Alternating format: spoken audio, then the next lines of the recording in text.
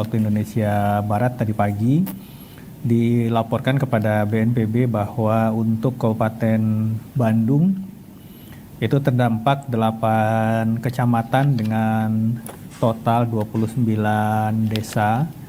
Kemudian untuk Kabupaten Garut itu ada 3 kecamatan dengan total 11 desa terdampak. Dan ada di Kabupaten Purwakarta dan Kabupaten Bogor. Untuk korban jiwa terdampak luka berat dan luka ringan, untuk Kabupaten Bandung, BNPB mencatat ada 15 orang yang menderita luka berat. 7 orang diantaranya saat ini masih dilakukan rawat inap di RSUD Kabupaten Bandung.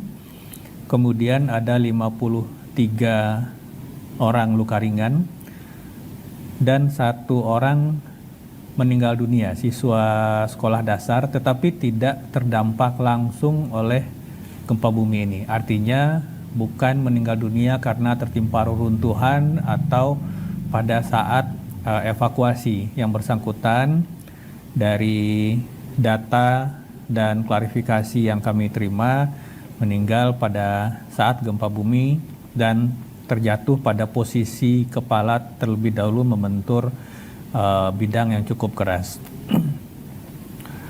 Untuk Kabupaten Garut ada 1 orang luka ringan, dan untuk kerugian material dalam bentuk fasilitas pendidikan terdampak total 39 unit hingga saat ini, terdiri dari 31 unit di Kabupaten Bandung, 7 unit di Kabupaten Garut, dan 1 unit di Kota Cimahi. Hingga saat ini, Kabupaten Bandung sudah menetapkan status tanggap darurat gempa bumi magnitudo 4,9 selama 13 hari, terhitung mulai tanggal 18 sampai 30 September 2024. Untuk pengungsian, kami mencatat ada 710 jiwa yang saat ini mengungsi di Kabupaten Bandung. Kemudian untuk sarana prasarana dan bangunan, hingga pagi ini BNPB mencatat untuk Kabupaten Bandung ada 532 unit rusak berat, 475 unit rumah rusak sedang, 1013 unit rusak ringan, dan 1263 unit rumah terdampak lainnya masih dilakukan asesmen untuk kriteria kerusakan. Selain itu, 2 unit gedung pemerintah terdampak, 55 unit fasilitas ibadah juga terdampak di Kabupaten Bandung. Untuk Kabupaten Garut, 204 unit rumah terdampak, saat ini masih dilakukan asesmen untuk klasifikasi tingkat kerusakan. Sedangkan untuk Kabupaten Bandung Barat dilaporkan ada 1 unit rumah rusak berat dan 2 unit rumah rusak ringan. Di Kabupaten Purwakarta ada 1 unit rumah rusak berat, dan di Kabupaten Bogor ada 1 unit rumah rusak ringan. Dilaporkan kepada BNPB ada kebutuhan-kebutuhan mendesak yang diperlukan oleh masyarakat seperti selimut, matras, tenda pengungsi, tenda keluarga, perlengkapan bayi, air mineral, makanan siap saji, biskuit balita, pakaian anak, balita dewasa, family kit, baby kit, pembalut wanita, karung, cangkul, dan skop untuk melakukan pembersihan sementara, terpal, dan juga alat kebersihan. Kami sampaikan bahwa pagi ini untuk menjawab kebutuhan-kebutuhan yang disampaikan kepada BNPB, Kepala BNPB bersama 2 deputi tanggap darurat dan deputi rehabilitasi dan rekonstruksi sudah bergerak langsung ke lokasi terdampak di Kabupaten Bandung dan Kabupaten Garut. Bersama beliau, Kepala BNPB juga langsung kita membawa barang-barang kebutuhan mendesak yang disampaikan oleh masyarakat berupa sembako, makanan siap saji, hygiene kit, biskuit, tenda pengungsi, velvet, tenda keluarga, matras, kasur lipat, selimut, terpal, dan seterusnya. Sejumlah ada 23 jenis, beserta nanti tentu saja Kepala BNPB akan memberikan dukungan dana operasional kedaruratan bagi pemerintah daerah. Bersamaan dengan masa tanggap darurat ini, Kedeputian RR BNPB juga akan langsung melakukan pendataan kerusakan bangunan supaya nanti upaya perbaikan, apakah itu rekonstruksi di lokasi yang saat ini terdampak atau sifatnya in situ jika memungkinkan, atau yang sifatnya relokasi nantinya keluar dari daerah yang ada sekarang, itu bisa kita akselerasi prosesnya mulai dari fase tanggap darurat ini.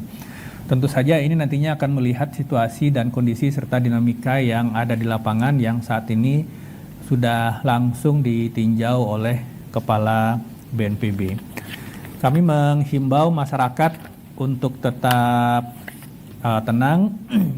Kami BNPB tentu saja berupaya menjamin kebutuhan dasar logistik dan permakanan dari warga terdampak yang saat ini mengungsi, kita akan penuhi selengkapnya dan secepat-cepatnya. Seterusnya, kepada masyarakat yang mengalami kerusakan bangunan perumahan, segera melaporkan kepada BPBD setempat atau bisa dilaporkan berjenjang melalui kelurahan, desa, kecamatan, dan akhirnya sampai pada BPBD Kabupaten Bandung, Bandung Barat, Garut, Kota Cimahi, Purwakarta, dan Kabupaten Bogor. Ini kita lakukan semua untuk percepatan proses tanggap darurat dan rehabilitasi rekonstruksi pasca gempa yang kita harapkan bisa diakselerasi secepat mungkin agar masyarakat terdampak bisa kembali hidup secara normal. Masih ada potensi gempa susulan seperti diberitakan oleh BMKG. Untuk itu, kepada masyarakat, kami tentu saja menghimbau untuk tetap waspada. Bagi masyarakat yang merasa mungkin rumahnya tidak cukup kuat atau tidak cukup layak untuk ditempati sementara, karena masih akan ada gempa-gempa susulan sampai energi di segmen gempa ini stabil kembali, itu bisa untuk sementara waktu tinggal di tempat pengungsian sambil kita lakukan asesmen kondisi bangunan terdampak yang ada di beberapa kabupaten kota ini. BNPB tentu saja mengapresiasi gerak cepat dari operator transportasi publik seperti kereta cepat WUS yang sudah memastikan keselamatan penumpang dengan memastikan bahwa tidak ada infrastruktur dari kereta api cepat ini yang terdampak oleh gempa. Selanjutnya mungkin saya akan mempersilahkan dari media untuk memberikan atau menanyakan hal-hal yang perlu sekiranya dipertajam datanya terkait dengan update informasi yang baru saja kami sampaikan. Pak, izin. Baik. Izin Bapak, ini ada pertanyaan Pak dari doni@kumparan.com. Apakah ada kaitannya gempa ini dengan sesar Lembang? Kemudian apakah masih ada warga yang mengungsi Bapak? Baik, dari hasil diskusi sementara para ahli geologi, pada awalnya gempa ini diprediksi ini terjadi di sesar Garsela, sesar aktif Garut Selatan. Tetapi ketika dilakukan mapping yang lebih detail dengan data gempa susulan, kita melihat bahwa kemungkinan besar gempa ini terjadi pada sesar yang belum terpetakan saat ini. Jadi tidak termasuk pada sesar Garcella segmen baik itu ada 2 segmen sesar Garcella yang ternyata distribusi dari gempa utama dan gempa susulan tidak masuk pada lokasi sesar aktif Garcella ini, juga tidak pada sesar Lembang. Jadi kita masih menunggu asesmen dan penelitian yang dilakukan oleh teman-teman dari BRIN dan juga PVMBG untuk melihat nanti sesar ini sebenarnya ada pada sesar apa. Karena dalam 3 gempa merusak terakhir, baik itu di Cianjur, Pasaman Barat, itu juga terjadi pada segmen sesar aktif yang belum terpetakan sebelumnya. Sehingga ini menjadi PR besar kita tentunya untuk melihat kembali dan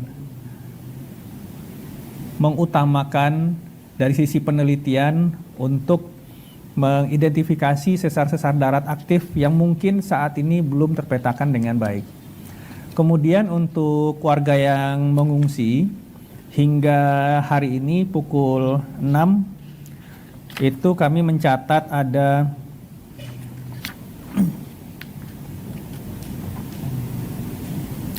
710 jiwa mengungsi di Kabupaten Bandung. Jadi untuk Kabupaten Garut, Bandung Barat, Purwakarta, dan Bogor kita tidak menerima laporan ada warga yang mengungsi. Memang dampak gempa ini dari sisi kerusakan bangunan itu paling banyak diderita warga Kabupaten Bandung, sehingga data pengungsian pun yang kami terima hanya di Kabupaten Bandung sejumlah 710 jiwa. Tentu saja BNPB akan memastikan kebutuhan logistik baik itu permakanan maupun non permakanan dari pengungsi ini bisa kita penuhi. Mungkin berikutnya jika masih ada. Izin Bapak, ada pertanyaan lagi dari Fauzi Ridwan dari Republika. Apakah 7 korban yang masih dirawat itu terdampak dikarenakan apa?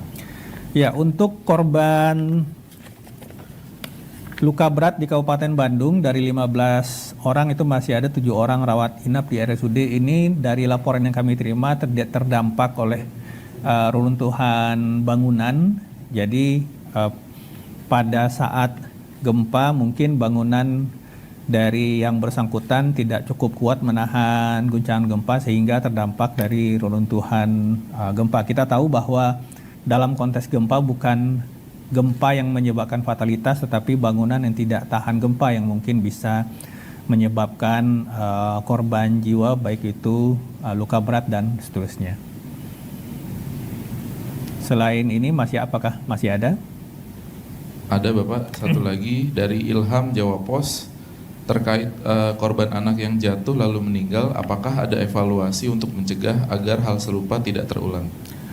Ya, dari laporan yang kami terima sebelumnya mungkin beredar kabar bahwa siswi ini terjatuh pada saat evakuasi keluar bangunan. Ini sudah diklarifikasi bahwa yang bersangkutan tidak terjatuh pada saat evakuasi. Jadi pada saat gempa yang bersangkutan berdiri, mungkin kaget, terkejut, kemudian terjatuh pada posisi jatuh ke depan dengan posisi kepala kemudian membentur tembok atau bidang yang cukup keras sehingga menyebabkan cedera di sekitar kepala. Untuk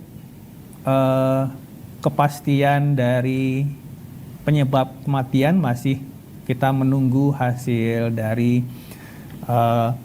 rumah sakit di tempat yang bersangkutan dibawa sebelumnya, tetapi kita pastikan bahwa korban ini bukan meninggal akibat reruntuhan ataupun bukan pada saat evakuasi keluar bangunan. Jika ada evaluasi yang harus kita lakukan, ini tidak berkaitan dengan proses evakuasi keluar bangunan, tetapi mungkin berkaitan dengan kondisi-kondisi yang mungkin pada saat gempa itu kepanikan pasti akan terjadi.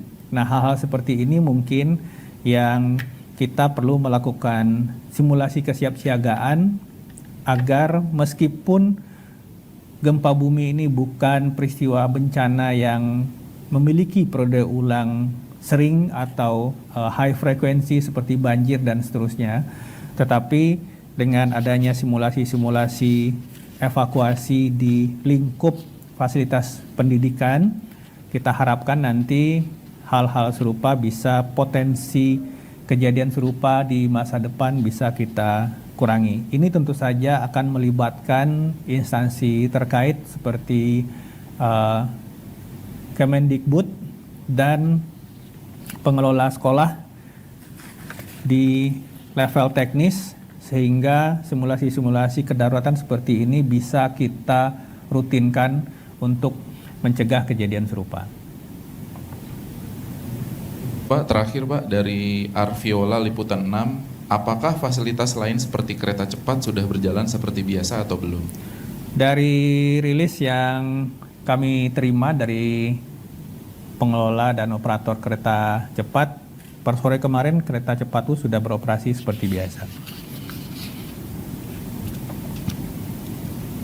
Baik, saya kira cukup. Terima kasih untuk kehadiran rekan-rekan media semua. Tentu saja BNPB mengharapkan kita semua bisa bersatu padu untuk bisa mempercepat proses tanggap darurat dan rehabilitasi rekonstruksi di Kabupaten Bandung, Garut, dan sekitarnya. Kami mengharapkan kerjasama semua pihak untuk tetap mencegah adanya berita-berita yang sifatnya hoax dengan tetap memperhatikan atau mereferensi kepada instansi-instansi terkait, baik itu BNPB, BPBD maupun pemerintah daerah setempat. Terima kasih. Assalamualaikum warahmatullahi wabarakatuh.